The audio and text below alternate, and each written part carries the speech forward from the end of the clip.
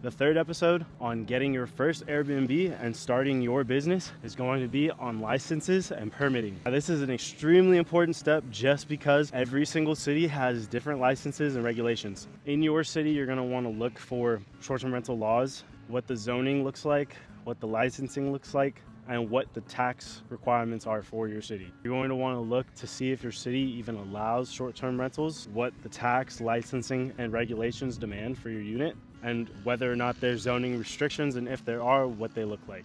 If your city requires it, you're going to want to go to your local city hall or your building department and submit an application for your short-term rental permit. Within your application, you may have to include your proof of ownership or lease, floor plans or your site plans, emergency contact information just in case anything goes wrong, and your proof of insurance. Some cities even require an inspection just to make sure that your unit is up to regulation and it has its smoke detectors and alarms just for safety purposes. And that could cost anywhere from $50 to $500 depending on the city.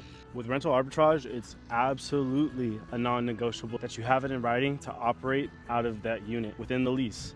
You're going to want to attach a lease addendum stating that you are allowed to do short-term rentals and include the platforms that you plan on listing your unit for.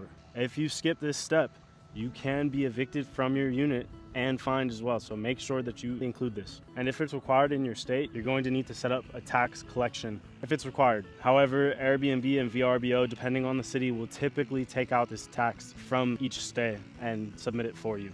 But just double check just in case. Anyways, if you found any of this helpful, be sure to follow along. I'm going to be posting within this series. This episode is going to be uploaded into my saved videos that you can review. And all this information is going to be part of our community